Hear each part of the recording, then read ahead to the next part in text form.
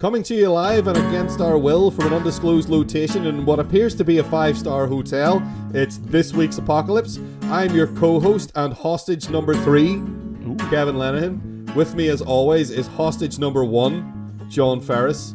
How are you doing today, John? I haven't seen hostage number 2. He's under the bed with a bag over. I think it's a he. I don't know. It's hard to tell. He's under the bed with a bag on his head.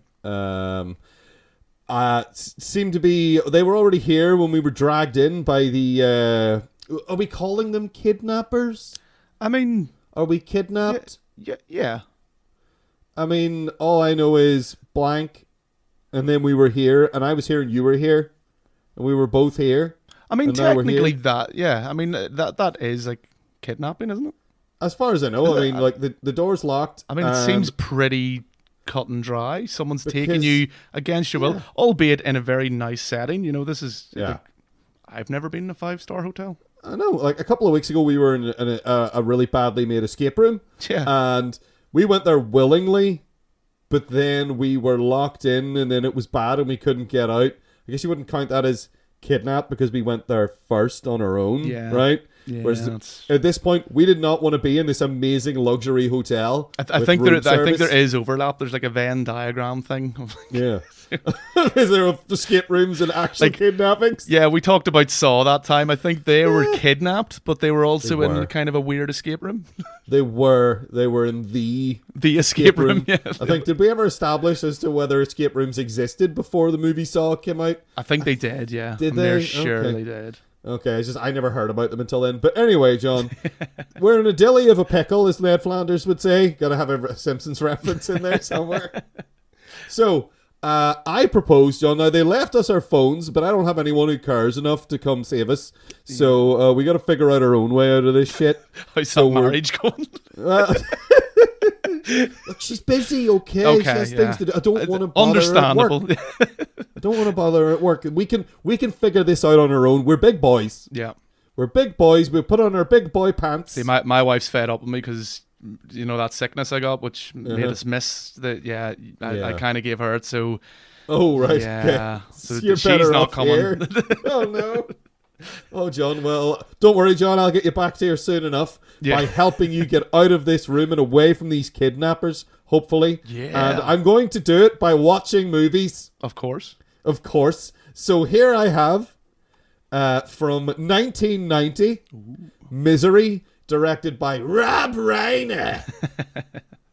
Which I cannot picture him outside of the South Park depiction of him now, which is annoying because he's made some great movies. But anyway, it's Misery, 1990 by Rob Reiner. Then we have, from 1996, Ransom, directed by Ron Howard.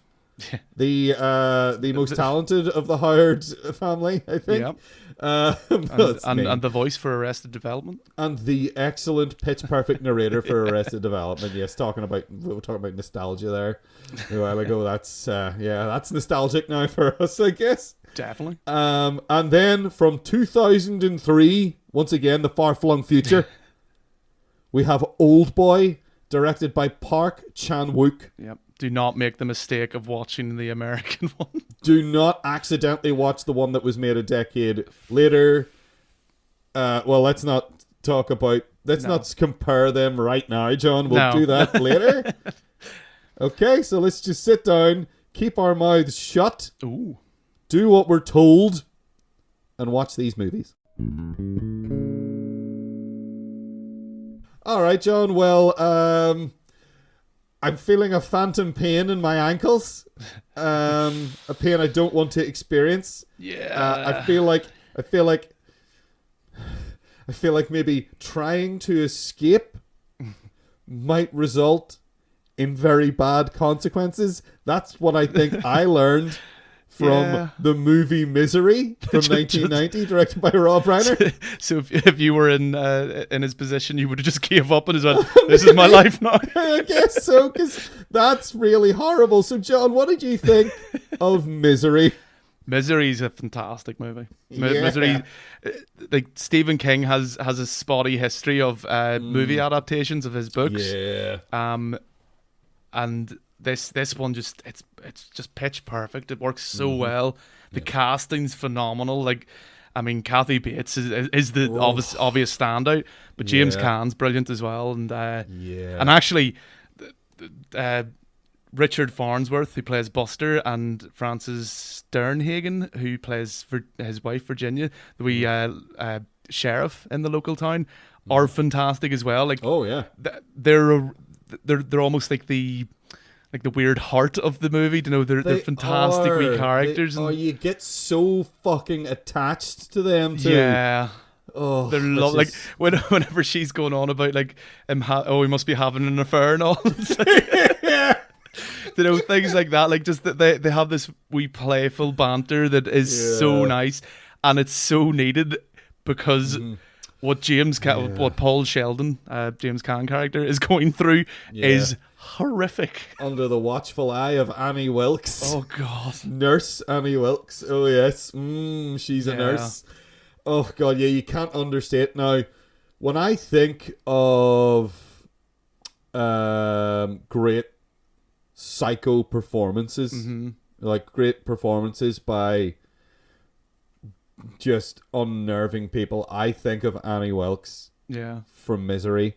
Now, Kathy Bates, yes, you look at this and you say, wow, career-defining performance almost. I mean, it was a real breakout. It was sort of her breakout role in a lot of ways. And I was shocked to learn that, like, well, she was not first pick for this. No. And in fact, there were two other people who turned it down, who, when I think of the movie this could have been, if it had been them, I would be really interested to see it. Yeah. But Angelica Houston was tapped for this and turned it down. And Bette Midler also. I would be very interested to see Bette Midler. Very different movies. Like, one if you had either of them in it. Yeah, very strange. But apparently Stephen King was that impressed with Kathy Bates' performance that he wrote 2 more roles for her. He did Dolores Claiborne, which was made in 1995, the film adaptation, and The Stand character in that. No, it's a shame that version of The Stand is it's not great, but again, there hasn't been a good version of The Stand still. But like, I think if the writer of the books is that impressed, it's like, right, I'm writing crazy psycho rules for you too. Yeah, I'm writing this so that you can play this person in the movie. Yeah. Yes, please. Yeah. And she's incredible. Like the shifts in her personality as well, which, I mean, you know, that sounds like a negative thing when I say that. It's explained and it makes sense in the movie because she shows signs of having like possibly multiple personality disorders, and the weather seems to affect it. Like when it's raining, like she even said, like she gets very morose out the window. And it's done so well. Like the moments where it happens, it adds that level of tension. You're never sure what she's capable of or what she's going to do, and James Caan's just lying there helpless, like unable to stop her. His fucking pathetic hangdog expression is so perfect for just like the fuck, what am I gonna do for the whole film is what am I gonna do now? What am I gonna do now? What? And like there's this real nice sort of lead into it as well, because you do get this sort of like, it's a build. He doesn't immediately know that he's being held against his will. Yeah. It's a slow, subtle realization that becomes crystallized when his feet get got. His feet get got. I mean, it's and the thing is as well that like they changed that originally in the script.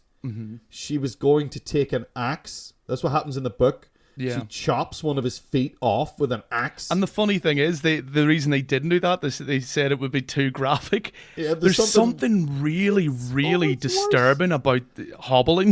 It's the way his foot turns when she hits it. Oh, it's a brilliant looking effect as well. The fact, like, it's not that it like cuts away very quick. Like you see enough of it to see exactly what happened. But it doesn't linger either. It just like bang, it happens, and you're like, "Oh my god!"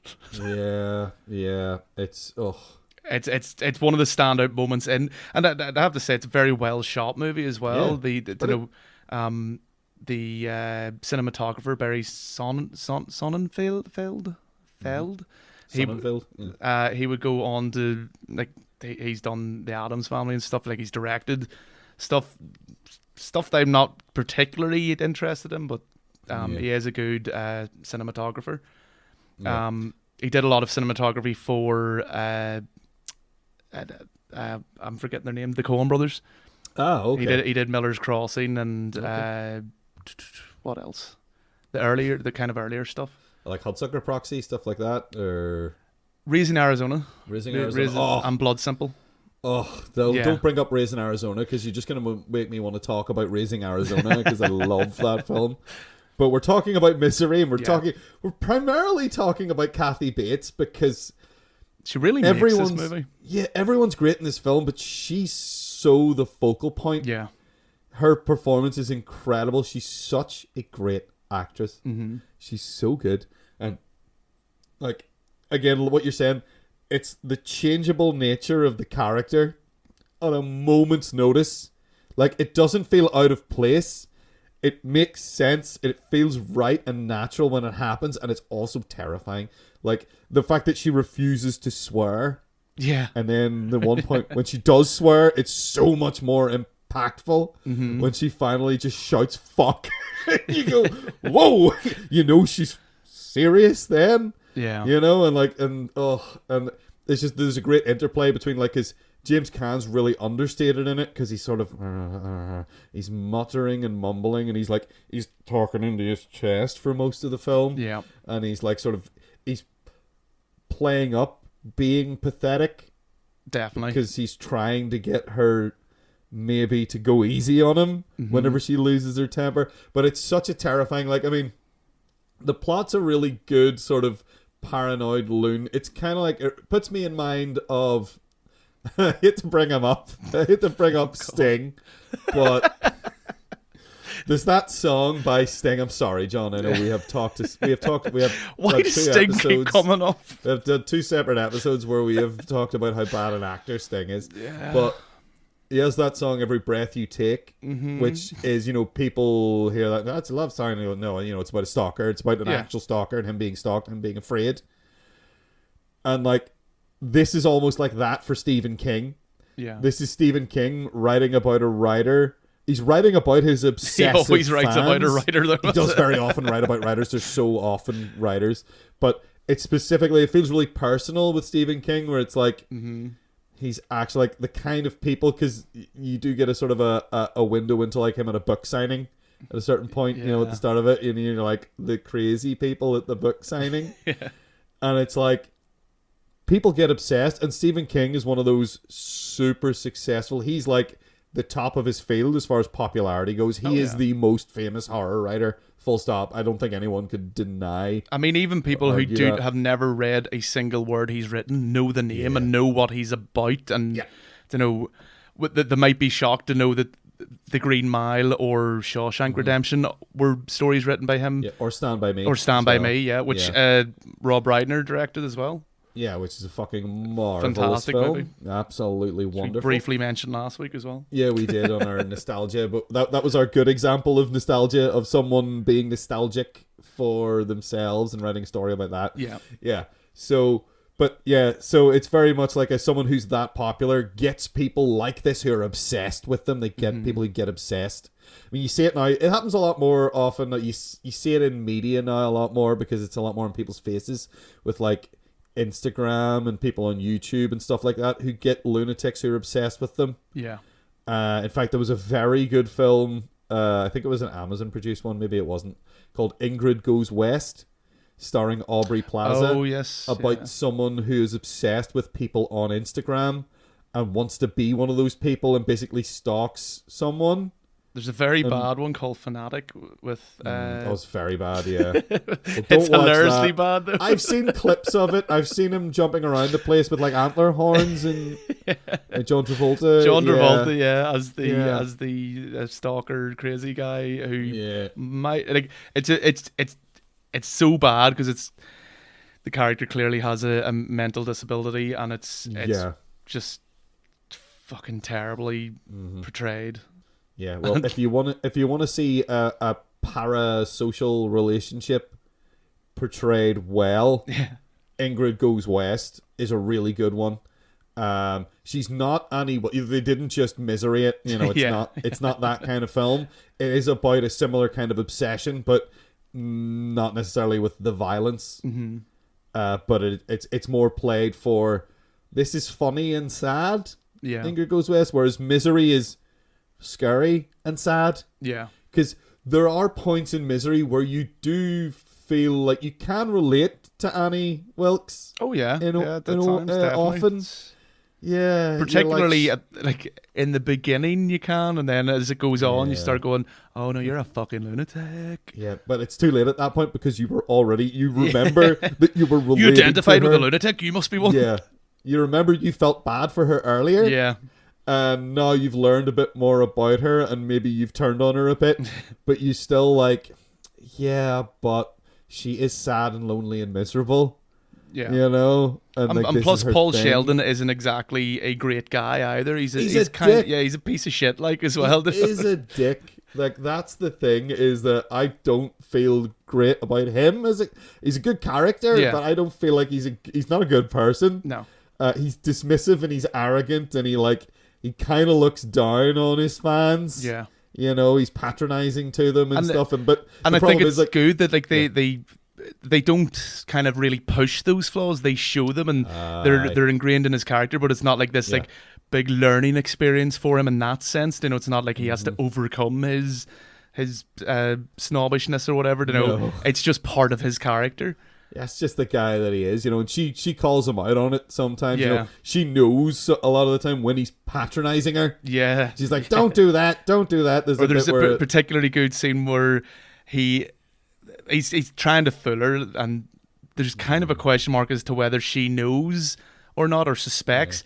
But asking for the paper, he needs the right kind of paper, and she kind of goes off on one of and what else can I get you? Can I get you the slippers made from fur or something like that? You know, she starts rhyming off all this stuff, and it highlights both their characters so well. Yeah, you get a good point there where whenever she loses it and starts shouting about like, "Oh my god, what else do you want?" Yeah, and he visibly shrinks. Yeah, because you get the impression that he's crossed the line and he knows it now, and he's maybe pushed this too far, and now he's afraid that he's going to get fucked up by this maniac. And I think it's quite important that she's quite physically intimidating as well. You know, she looks like a woman who works on a farm and things like that, and could take, because James Caan's a fairly beefy guy, and if you've seen The Godfather, which he plays Sonny Corleone, he's very physical in that, and he's kind of the tough brother. So that's kind of the image I always have of James Caan, but I think Kathy Bates could take him. Absolutely, and does. Yeah, and does very, several very times throughout the course of this film. I mean, the only real problems I have with this movie, and they're usually, I mean, they're quite small ones. It's the writing in certain areas where I don't think, I think they lay too thick with the stuff that Annie Wilkes did prior to this, her dark past. Yeah, it's like trying to how can bad history of her, and maybe she's evil, and at the hospital. I think if they'd been more subtle or a bit more, is it true or is it not, and things like that, because this, like a small town like that, surely they would know all this. Then it's all kind of revealed as if no one knew this, and that's so it's a minor thing, but it's a negative, I suppose. If you've got to find a gripe to have with Misery, I mean, there's not a lot to cling on to. No. There are points in the story that sometimes I forget about. I don't want to talk about it now, actually, because it is kind of spoilery. I'll maybe save it for the end. Yeah, we'll talk about it where later. Things happen, and I'm disappointed that something happened, but mainly because I like that character. Yeah. And I didn't want this to happen. I know what you're talking about. Oh no. Yeah, no. So I think that Kathy Bates, again, like, everyone's great in this movie, but Kathy Bates is so good and deserves recognition in, like, if we can put this in, like, the Library of Congress or whatever, just because look at this performance. Do you think it Oh deserves to be in that group of films that we talked about a couple of weeks ago, were like 12 Angry Men, essential viewing? I think so. Yeah. Yeah. I think this is... I wouldn't argue against you with that one.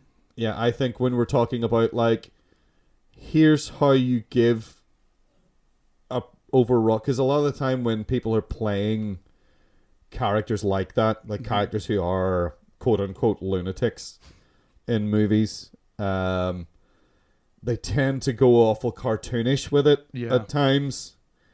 And you could say that sometimes she is going cartoonish with it, but there's something about her whole demeanor and attitude and her expression and the way she looks and moves, and I think it's her eyes that are doing a lot of the work, their big wide-eyed expression. Whenever she's like, you can see the lovey-dovey, I guess, but it's more sort of the obsession sort of expression. When she's like, oh, Paul, you know, when she does that, it's frightening. It doesn't seem cartoonish. Her love is scary. Yeah. That's the thing about the way she portrays the character. When she's being loving, it's frightening. Yeah. And that... It's too much. It's that overly... She's just over the line. It's like the uncanny valley of something isn't right here. And she does it expertly, and it's terrifying, and I love it. And it needs to be noted forever. You know, if you're going to be an actor, you should watch this. Especially the juxtaposition that they actually show when he allows her to read she gets the new book, of Misery, Misery's Child or whatever, and she's reading it, and she comes in, you know, all giddy and going, oh my God, it's wonderful, it's the best thing ever, you're a genius, you're a god, and blah blah blah, and like has all this, and she comes in a couple of times like that, and then when she finishes the book, she gets to the end, and it's because he kills off Misery, and she hates it. And she comes in, and it's like Jekyll and Hyde. It's completely different. Yeah. And you're right. Like Kathy Bates, she just plays both sides so amazingly well. Yeah, she's frightening, and she's wonderful. So good. She turns on a goddamn dime, and she does it expertly, and it's fucking brilliant. Apparently, and for me, that's the movie. Yeah, right? Apparently behind the scenes kind of thing. I'll try to get this right this time. Is that James Caan is notorious for not liking a lot of rehearsal, and he likes to, I suppose, be in the moment or whatever. Kathy Bates is the opposite. She came from a theatre background, likes to have everything rehearsed to the maximum, and Rob Reiner used this to good effect, obviously, where because it was annoying Kathy Bates, especially she was the nobody in comparison. James Caan, he's the big star. I was like, I was in The Godfather. He was kind of getting his way. They had I was in Thief. Yeah, they had to like annoy both of them in a sense, where like give enough of a rehearsal that it annoys James Caan, but not enough for Kathy Bates. So both of them were kind of on edge and kind of like not hating each other, but kind of frustrated with each other. So wow. I'm sure that played a lot in the performance. I'm sure James Caan definitely, because a lot of his performance is just being like, yeah, just why don't you fucking choke on something, you bitch. Oh God, that's horrible though. But I guess to sum this up then, Rob Reiner, manipulative bastard. Yeah.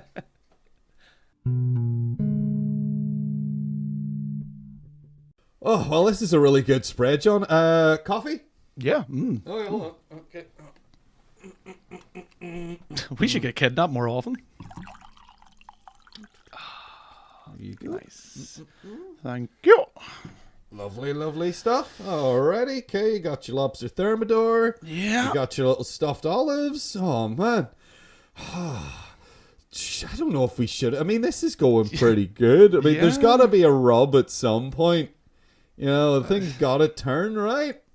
Surely, yeah. I mean, if every other week is to be like is to learn from then. Yeah, things generally go downhill quite quickly towards the end, but I'm enjoying this nice smooth middle. It's going well. We're eating well. We're drinking well. We're in luxury. These down sheets. The guy's still under the bed with a bag on his head, but I've been mostly able to ignore him. He's probably fine. Yeah, he's probably fine. He hasn't moved in a while, which means he's probably happy and asleep. Yeah, that's what that means. Cool. All right, Sean. Well, speaking of happy and asleep, that's not a good segue. We watched Ransom from 1996, directed by Ron Howard. So, John, what did you think of Ransom? Give me back my son. Give me the money! Oh, it's the best thing that came out of this movie. It is. It's a problem when I was, again, during the viewing, as it were, when each of those lines came up. Yeah. And then I started laughing. And it was bad because I was supposed to be paying attention to the film. And then I very, very much was not. So, I don't know. Yeah, for anyone who doesn't know, there's like a dance song thing made. Let's call it a remix. A remix where, because Ransom is about a multi-millionaire whose son gets kidnapped, and there's a point where he's on the phone with the kind of main guy who kidnapped the son, and the mastermind. Let's call him. Yes. Mm-hmm. And it's just what we said there. He's give me back my son, and go on YouTube. It's great. It's the best thing that came out of this movie. Yeah. Not to say, I mean, this movie has its moments. It does. It's kind of fun, but it's a terrible movie. It's yeah, I mean, it's like Ron Howard. You know, what can you say about Ron Howard? He has won Oscars. Like, I mean, I'm pretty sure did Apollo 13. I'm pretty sure Apollo 13 won Best Picture, right? I don't know. I tend not to really focus too much on the Oscars, but I'm nearly sure Apollo 13 won something. I think it won Best Picture, but that means the producers got it. I think that's how whenever someone wins Best Picture, I think the producers of the movie get that award, as opposed to Best Director, which goes to the director. So I don't know if he is actually technically himself an award winner. He won Best Picture for A Beautiful Mind. Okay. And Best Director for A Beautiful Mind. Okay. Did he get it? He didn't get anything for Apollo 13 then, no? No. The other one was he was a nominee for Frost and Nixon. Frost Nixon. Oh, okay. Yeah, in 2008. All right. Cool. He's been nominated for a lot of things actually. I'm just like scrolling through here. He's been nominated a hell of a lot, but only two actual wins. Only two Oscar wins. And I'm sorry for putting like an importance on Oscars. Yeah, must mean he's good. He's got Oscars. Yeah, but fuck that shit. Anyway, yeah. But it's just interesting to see things that have been overlooked and things that were given awards sometimes when you look at it back in retrospect and you wonder. I mean, I think I mentioned. I'm not sure if I mentioned on this show before, but like Al Pacino got an Oscar for Scent of a Woman. He didn't get one for Serpico or Dog Day Afternoon or The Godfather or the myriad of amazing performances that he's had. He got it for, not to say Scent of a Woman, he was bad, like he wasn't bad in it, but fun in Scent of a Woman, he's ridiculous in it. Like, it's not the one you give him an Oscar for. So yeah, Oscars are bullshit. But that's the one you give him an Oscar for because you realize, you look back and you go, we didn't give him anything. We didn't give him anything for Dog Day Afternoon or Serpico. Yeah. Right? Has he got something this year? He does. Right. We'll give him it for that. Yeah. We'll give him it for that to get it out and of that the way. happens a lot. There's more examples out there, but I can't remember offhand. Leonardo DiCaprio getting it for The Revenant, I think, is because his performance. Like, I liked The Revenant, but it's not like, you know, let's calm down. Well, he had a heart or something, didn't he? No, I think they gave it for that. It's like, is that what all you have to do? He had a heart. Is that all you have to do? I'll eat a heart right now. Yeah. Was his acting good though? Yeah, fuck it was. He had a heart. I don't know. It must have been good because he had a heart. Like, anyway, so Ransom, John. Ransom, Ron Howard, films. Yes. Yep. Back to the point. Oh yes. So I enjoy Gary Sinise in this film. Yeah, Gary. But Sinise. I often enjoy Gary Sinise in films because I just think he's quite good. He is. But he's never really the leading man. No. He's always just sort of there providing great support. He's the best thing in Forrest Gump. He is, actually. I mean, Okay. well, I know Tom Hanks is legitimately great in Forrest Gump, actually. But He's no Lieutenant Dan. Lieutenant Dan is a Captain Dan, or but Lieutenant Dan is great. Yeah. And you know, he's in Apollo 13 actually as well. I think of it. Yeah, He doesn't get to go to space in Apollo 13, which I remember being upset about. No, he's kind of like, the hero though. He's like the brains. He's the one that Yeah, saves he's the guy him. on the ground who did Yeah. all the practices and knows where all the machines work or whatever. Probably we're it's never, my summation. we're never going to get talking about Ransom. We just keep getting I'm not just going to sidetracked. sit here and summarize Apollo 13. But Ransom Here, is Mel Gibson was really good in Lethal Weapon. Lethal Weapon's a great fucking film. You know what? Lethal Weapon 2 is good as well. I quite like Lethal Weapon 2. What are your thoughts on 3, John? I don't like it. No, it's not. It has Rennie Russo, who's in So, Ransom. Ransom, exactly. Right, I was waiting for you to mention that. And That she's was not so great much in work. this side. That was so much work to loop that round. No, she's not great, but she's fine. Ransom it was fun. I enjoyed watching it. I was a little distracted by "Give me back my son," Yeah. but it's fun. It has some nice twists and turns in it. It's a bit stupid. It's very stupid. Okay, it's very stupid.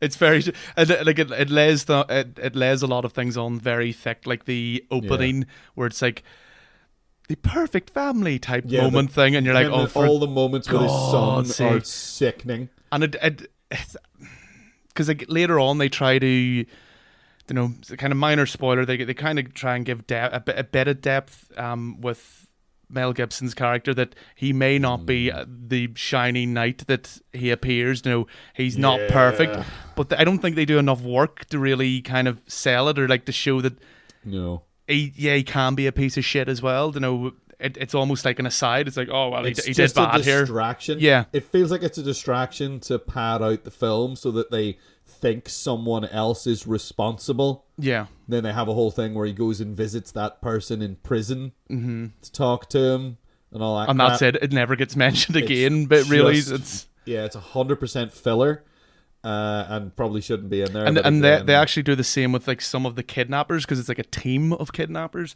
and they try to make like some of them a bit more sympathetic than others. And I mean, it's okay, but it just feels like real surface level, like the least amount you can do to like, oh, but this guy's all right, but that you're might watching come it back like, to bite you're him. watching it going like, there's no way he would have chosen to work with these boobs. Yeah, Because exactly. they are just disasters waiting to happen.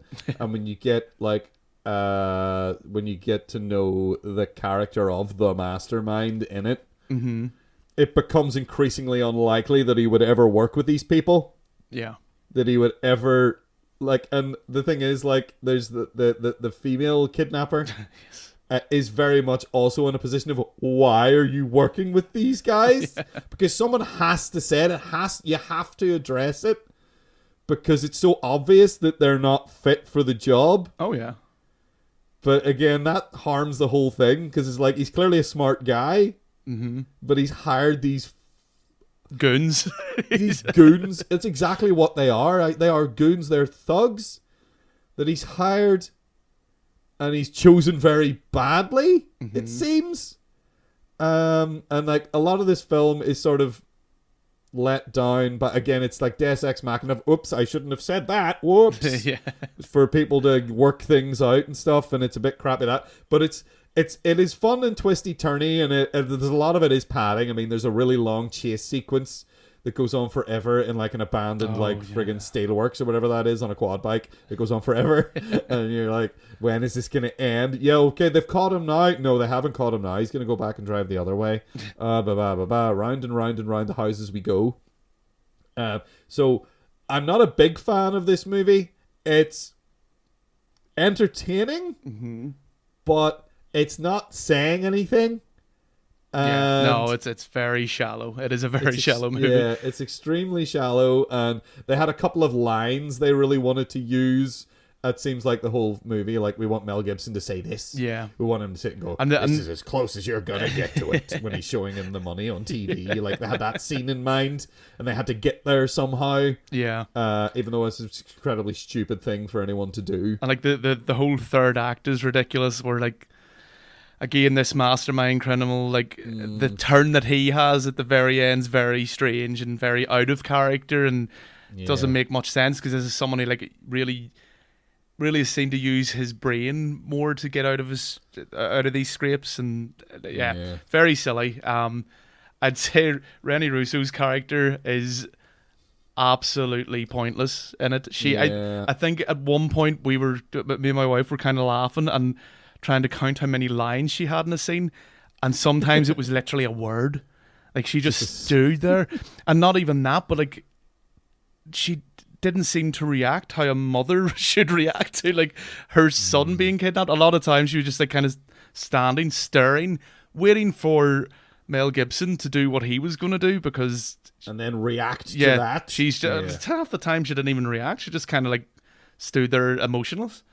But I found her very distracting and really bad, as far as kind of her acting was really wooden in this. The performance is not good. No. I don't know if she has put in a good performance. Yeah, she's an actress I haven't really paid much attention to, or I mean, she was bad in Lethal Weapon 3, which we mentioned earlier, and then she's in Lethal Weapon 4 for about 82 seconds. Yeah, and she's a strange choice, because they don't really seem to have any chemistry together. I don't know if Ransom came first or Lethal Weapon, but you imagine you would have seen one of them and went, no, there's no real on-screen chemistry with them two. Maybe get someone else. Yeah, I don't know. I don't know how these decisions get made. Yeah. Hollywood, it's not about what's best for the movie a lot of the time. True. Yeah, so who knows? I don't want to just sit here and slag off Renee Russo for being a bad actress.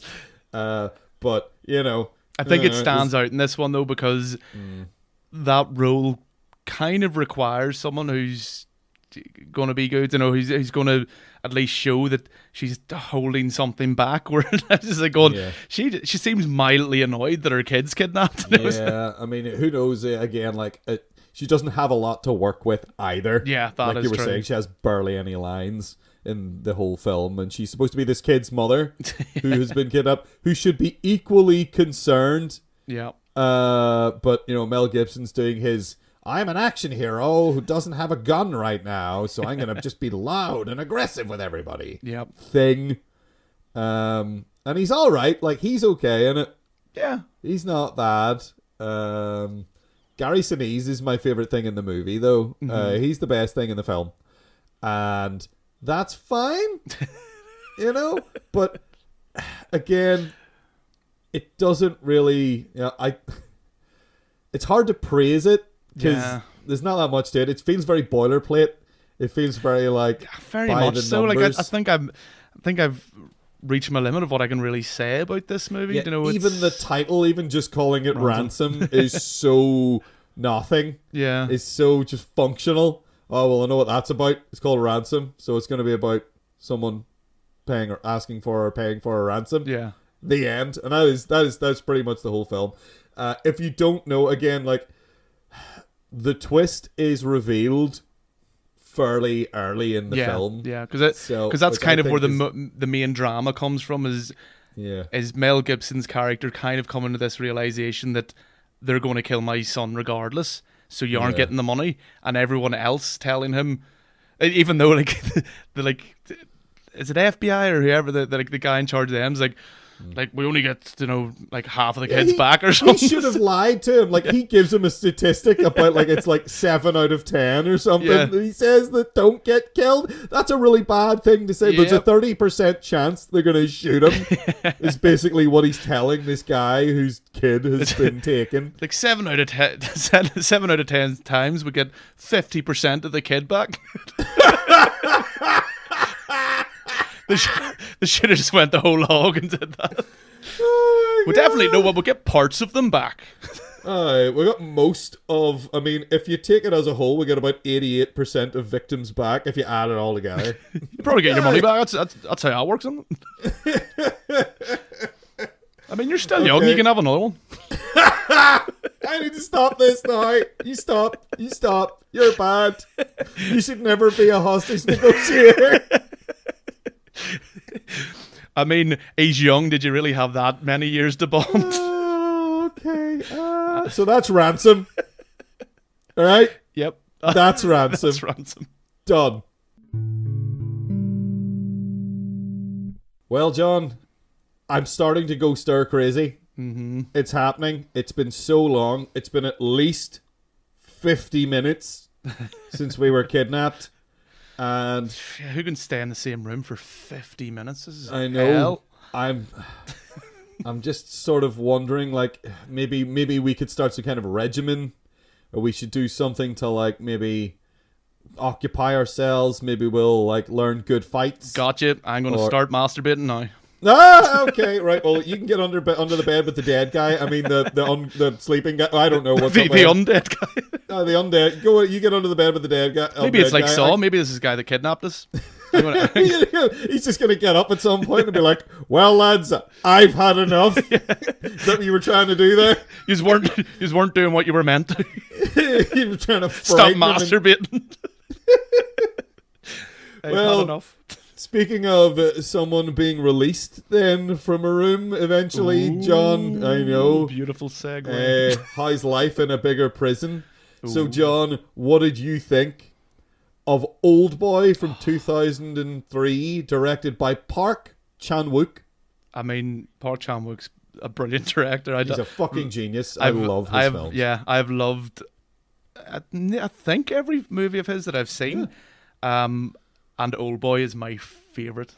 I just absolutely love this movie. Yeah. I mean, I have a very soft spot for I Saw the Devil.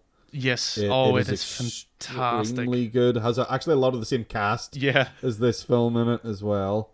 But Oldboy, yes, John. Regale me with your love of Oldboy. It's just so... I mean, everything about it, how it starts, like every scene just seems so well thought out and acted. Like every actor seems well cast. The editing's perfect. The editing's spot on. The cinematography is fantastic. All the all the technical aspects are there, and the storytelling's fantastic. It flows so well.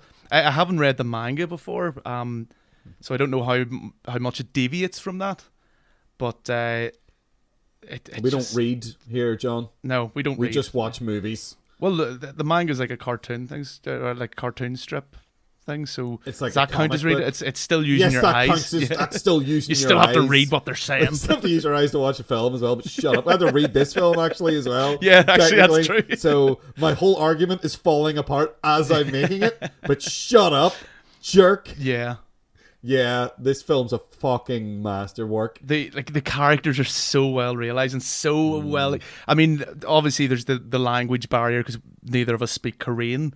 Yes. But I can't imagine these performances as being bad or anything like it, or being even mediocre. You know, like even like Mido and all these characters just seem to.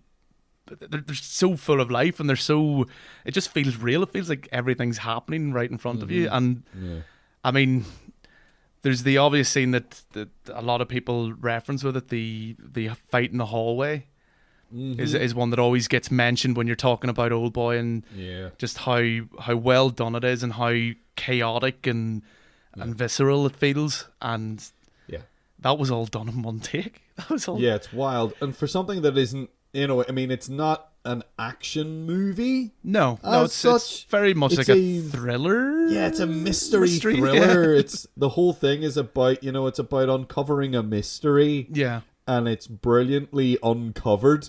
The way the mystery is uncovered, and it's good because it doesn't leave loose ends. No. Either. It's not like, oh, here's a mysterious premise, and then we're just going to sort of putter towards the end. Yeah. It explains absolutely everything naturally and in good time. Yeah.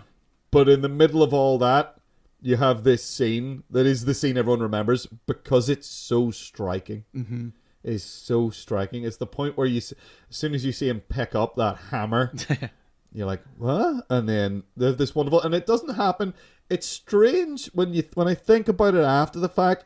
Nothing like it really happens elsewhere in the film. But there's a point where he is at the very beginning of that, when he's standing behind a guy with a hammer above his head. Yes. And the guy turns around to look at him. And you get this little dotted line that gets drawn on the screen between the hammer and the guy's head. It's fantastic. Like, yep, that's what's going to happen. And it doesn't happen again. No. And it doesn't happen need really to. before that. Yeah, But it's so strange, but it just works. You just leave it. It's only later. It's only on like the third or fourth time you watch it that you go, that's a bit weird. Yeah. But it's so good. And then everything from there is just... Oh, I think just to stop us, because we're gushing about this movie already, and I don't think for anyone who hasn't seen it, I highly suggest just watching it anyway. But if you need to know the premise of it, it is literally this drunk kind of idiot.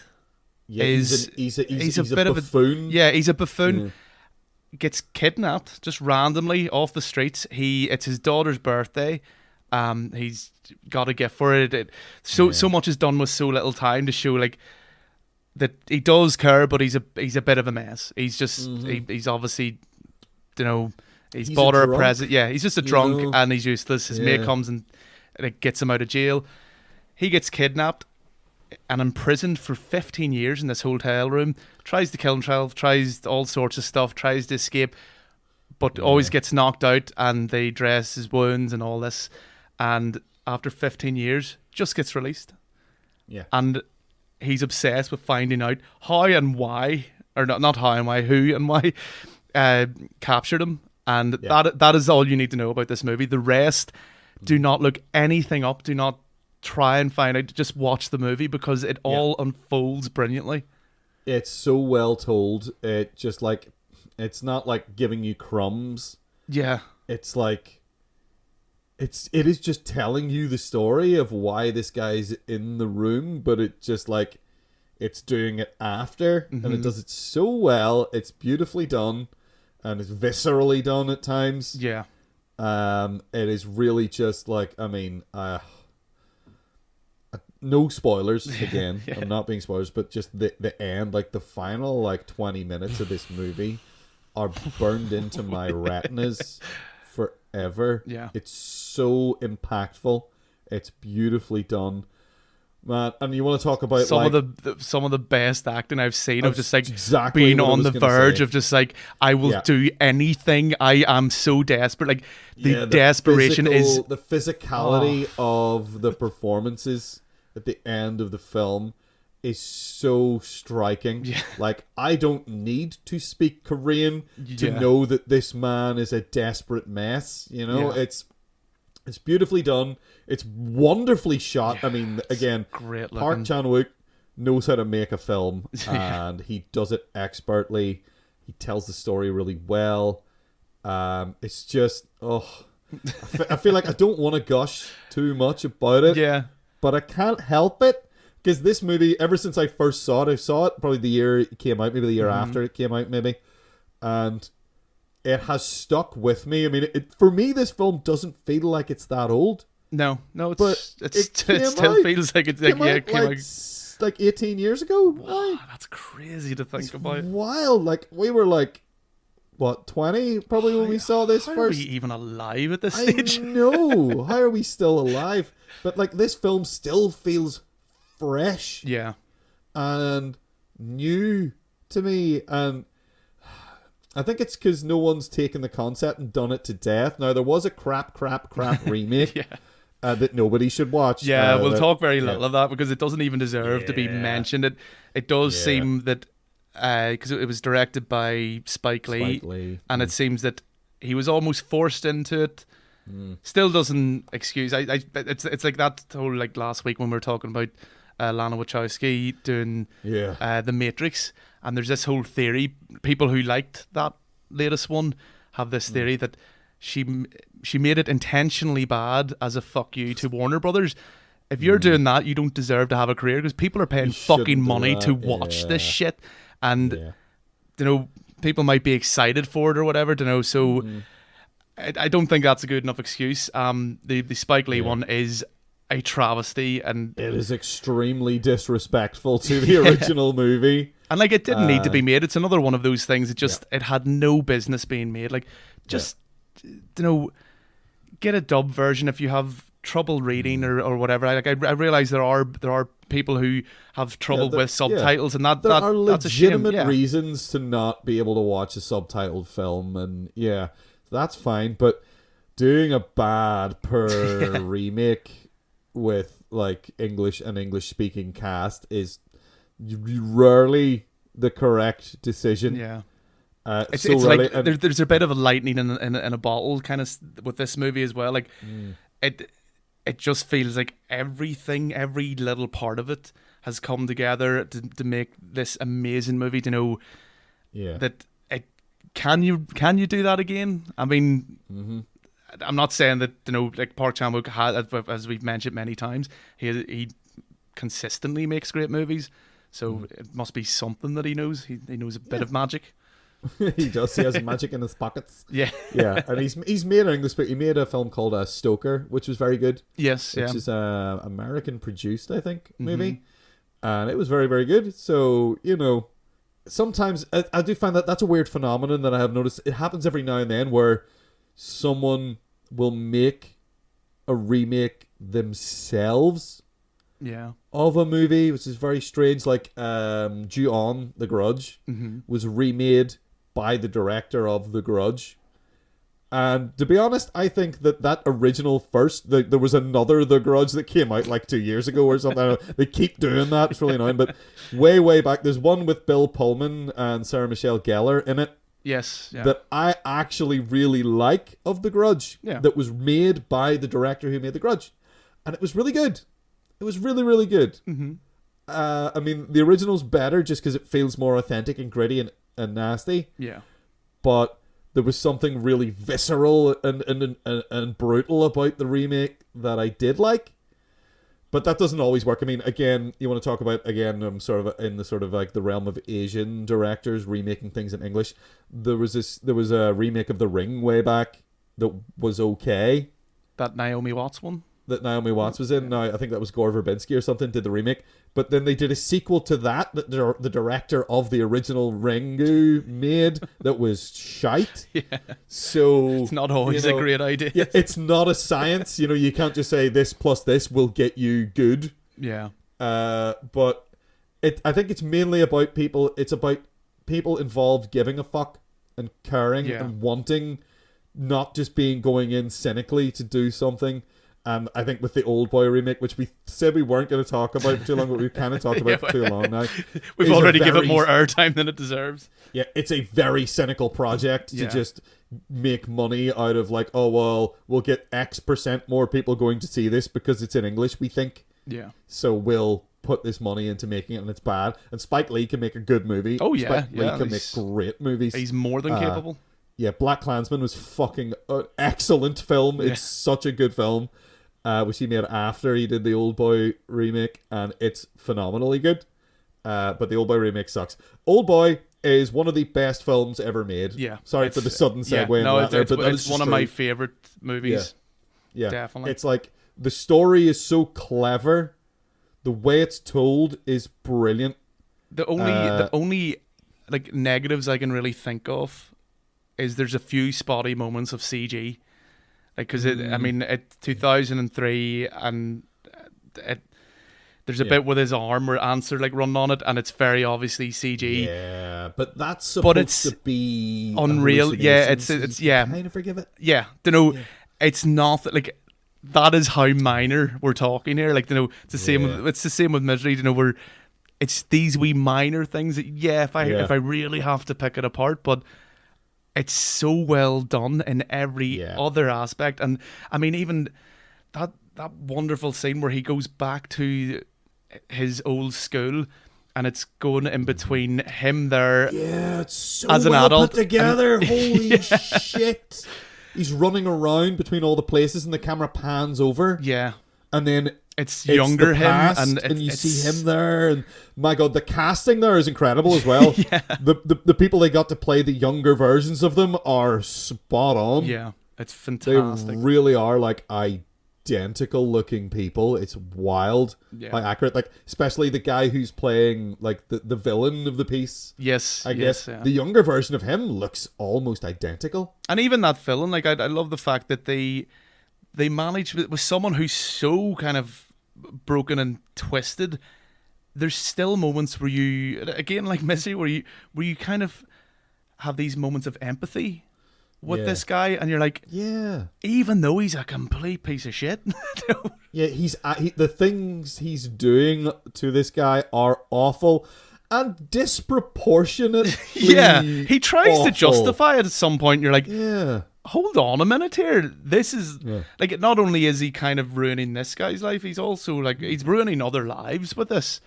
yeah. Some very, very directly. Some do not have lives anymore. But yeah, it's just it's wonderful. Like, everything seems to have been so thought of. Like, even him being able to fight and things like that. You know, he like him training himself. There's this wonderful scene very early on where it kind of shows. You know, it shows you this isolation having an effect on him. Mm-hmm. And I suppose now everyone will be able to identify with this with the recent pandemic, where it's him like smiling at the picture with the mad hair, you know, and it's just pitch perfect, just great. And then it's like that smile and the world smiles with you. You cry and you cry alone. Yeah, and like these moments of like, he then tries to write a list of all the people he's wronged, and it's a massive list. He, you know, it just like really subtle ways of showing, you know, he was a piece of shit, and then, you know, again, as I alluded to earlier, you know, him masturbating out of desperation to something that's not even that, you know, not erotic, and then kind of he's nothing else to do, so he might as well train. No, he just spends the next like 12 years punching a friggin' wall. Yeah. You know, it's stuff like that just really it works so well, and having the same meal every day, and how he's sick of it, and how that all gets enveloped into the investigation part of the story later, and even scenes that you think are kind of a bit maybe random or out there end up making more sense later. Like this movie definitely gets better the more you watch it. Like the more you delve into it, and there's so much to pick apart here that I mean, we could have just talked about Oldboy and done. Yeah, absolutely. We could spend a full hour just talking about all Oldboy, and then have a final section about why Oldboy was the best movie. But yeah, it's really well made, but like for me, it's the way it tells its story is so expert. It's so beautifully done. It is so perfect. And the fact that there are no loose ends. It's not like another mystery movie where you have like, it doesn't really have red herrings as such. No, everything's important, you know, and everything gets explained. By the time it's over, all the stuff earlier in the film, you're like, oh, that was a bit awkward and weird. And then later on in the film, you go, oh, that's why. That's why that was so strange. Do you know how good it is? It makes sense. Just talking about it's making me want to watch it again. Like, I'm sitting going, like, I really just want to stick it on when we're done here. It's like, that's wild. You're sick. I kind of want to go and just watch I Saw the Devil again, because I haven't actually watched that in a couple of years. Yeah, it's a very good one.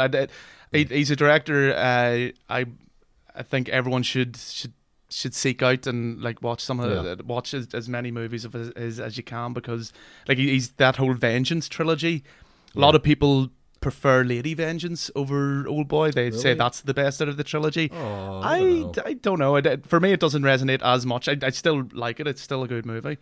But you know, I would definitely recommend the Vengeance trilogy. I remember when I worked in like a DVD shop years ago, when the trilogy came out in a box set, and it came out in the purple box, very much like what is given to Oldboy later in the the movie. present box, that one. Yeah, it's that. Only it had a hammer in it as well.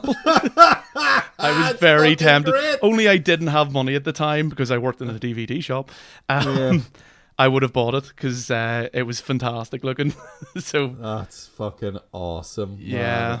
I wonder if that's going for an outrageous price I on would eBay. say it is. It's bound to. Oh man. So I'm just gonna say that Oldboy is one of the best films I've ever seen. Yeah. And will probably remain so. And I feel like it's a foregone conclusion already what film we're going to pick in the next section. So I say that's fine. It's kind of almost like our thing now. Yeah, let's just move on. Here's a quick little bass interlude, and now we're going to talk about why Oldboy is the best movie. Well, John, it's time. I think it's time we busted out of here, or paid a ransom, or just got let out, our kidnap, or just get let out, and then no explanation. We got to figure out on our own. I don't know. But John, before we do that, Oldboy was the best movie. It's so obvious. Yes. Again, now, yeah, it's another one of these ones that it's a shame for Misery in that sense that Misery's a great movie. Yeah, Misery's very fucking good. Misery's fucking great. It's so good. But this is the spoiler section, so we can talk about everything. Yeah. So spoilers for all three of these movies. Yeah. So I'm just gonna say, Misery is brilliant. Misery is great.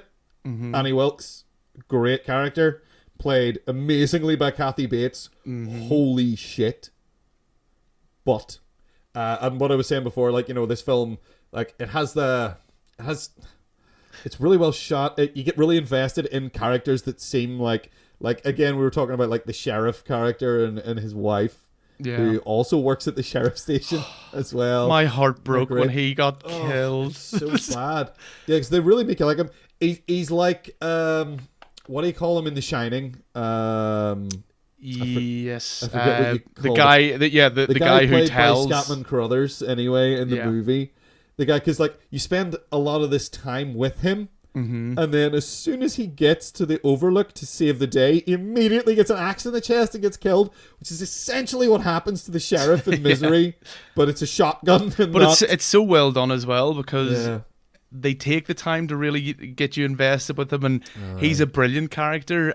And I just, when it happens, my wife, she loves this movie as well. She's seen it multiple times. And read the book as well, but she went, oh, what about his wee wife? You know, that's instantly where your mind goes. It's just like, oh, that's right. That's terrible. You know, but it made you invest in those characters, and you do really like them, and that shows you how evil Annie Wilkes is. Yeah. So we gotta give Misery extreme props for being great. Yeah. Ransom kind of sucks, but was fun to watch. That whole end bit where Gary Sinase's character just randomly goes, all right, well, now I'm just gonna fucking try and shoot you, and he just fucks the whole thing up. Yeah, it's because fucking Mel Gibson's kid pissed himself. You would just go, oh, that's what happens. Kids who've suffered trauma, it's maybe displacing. There's no evidence holding Gary Sinase's character he'd just do something like that, just explain it off and go, there's just because this kid thinks that's the voice that he heard doesn't mean dick all. Yeah. I mean, it's just so immediate. Just, I'm discovered. Time to pull the fucking ripcord. Yeah, no. It's just we need this to conclude and be dramatic at the end, so we did this. Yeah. I like Gary Sinise in this movie. I enjoy him as the evil mastermind. Yeah. It doesn't make sense that his evil mastermind would associate with the people that he's associating with, to be honest. Unless we just assume he was a rush job. Yeah. Again, it doesn't make sense because he people who were dumb who would believe him, so that because he was planning to rub them out the whole time. Maybe. Yeah. I don't know. Maybe. Who knows? But it's still, whatever. He never counted on the fact that Mel Gibson would know he was lying. Yes, with his powers of being the protagonist, he would know. Yeah, so not great. Definitely not picking Ransom of these three movies. Misery is great, but Oldboy is so good. The story in it lasts with you. All the twists and turns that make complete sense in retrospect, and all the things that happen, the whole thing like and so resolves. disturbing, so it's fucked up. Like that ending is just like, I don't know how I feel about this. Yeah, it's like, who's really at fault here? And yes, it is the kidnapper who is ultimately at fault still. He still took serious measures that were just wild. But in a lot of ways, again, here I come to sound like the villain here. But in a lot of ways, he almost makes Odesu a better man, a better person. Yeah, that's the really like. There's a lot of layers to this because he is a fucking drunken bollocks who got hammered on his daughter's birthday and got arrested and shit, and needed to be bailed out by his mate. And you know, he is a buffoon and a dick, and like, are they better off this way? And I'm feeling like horrible shivers of creepiness when I even say that because of the ultimate twist. Yeah, because the penultimate twist is why, but the ultimate twist is the details of how he's gotten him back. Yeah, and the way they do that, and my gosh, the performances in that final scene of everyone are so just, I mean, I can see their faces right now. It's the different anguish and the desperation, and then the stoic response of I don't give a fuck. And also it's a callback. There's a part earlier when he comes face to face with this guy for the first time, knowing that he's the guy that got him. Yeah.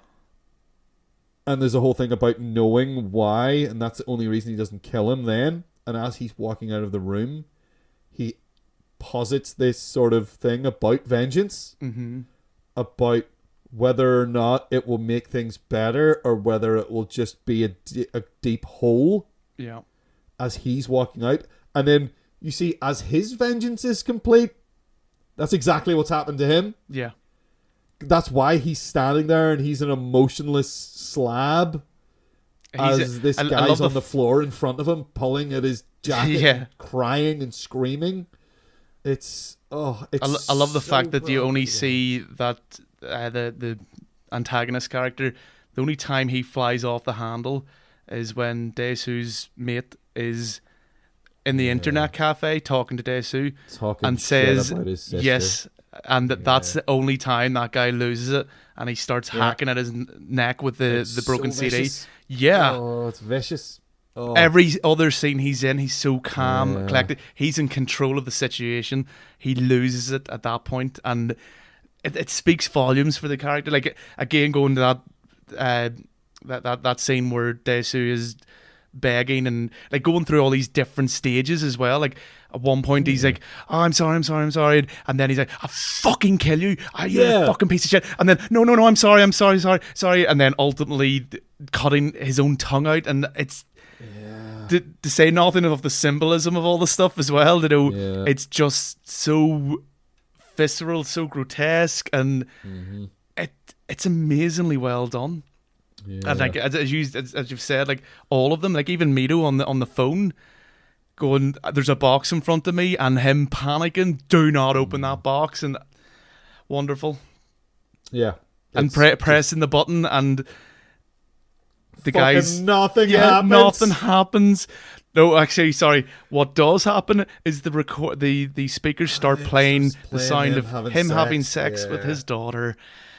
And there's the creepiness all back again. Yeah, it's so fucked. And his solution to it is also creepy as fuck. Yeah, and the whole thing is fucked. It's just so messed up.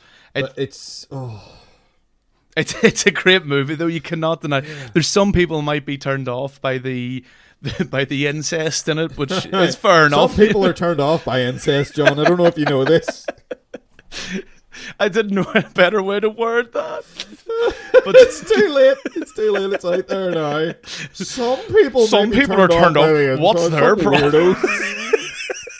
Some of you freaks out there might be turned off by incest. I'm not letting this go. I'm gonna fucking turn that into a ringtone and fucking have it come out of my phone. But oh God, I'm in trouble. It's on record now. That's Yep. it. Yeah.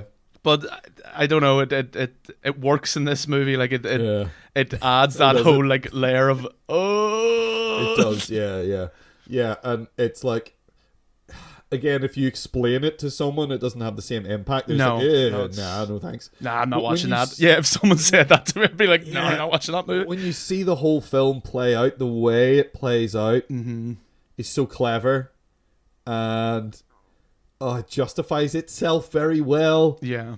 It makes rewatching it as well very, like, certain scenes that were like almost like, oh, that's nice for them.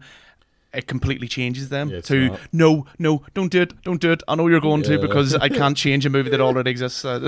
You watch it thinking maybe it'll go different this time. It'll go different this time because I'm a psycho. That's not how movies work unless you're watching like that Clue movie that they filmed like 7 different ends for.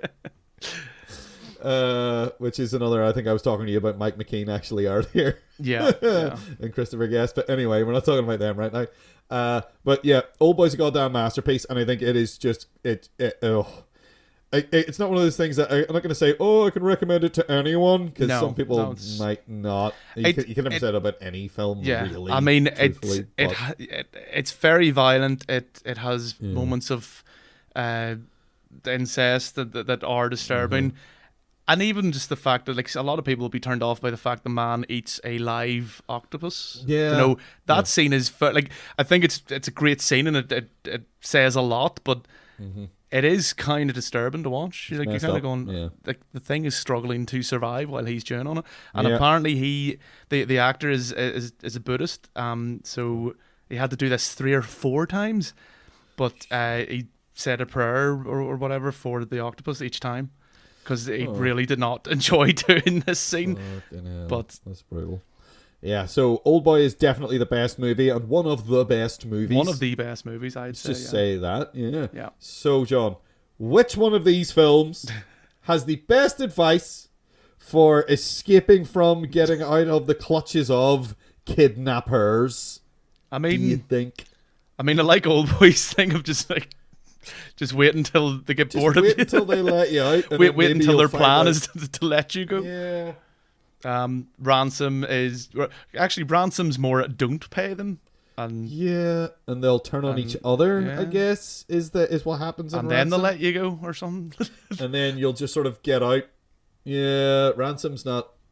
Ransom's just not great. Ransom's not very well thought out. Misery is the answer. Is violence ultimately? Yep. I mean, there's a lot of trickery going on. I mean, he does try to be clever about it, but ultimately it falls to desperation and acting on impulse at the right time before you're horribly, awfully, terribly maimed for life.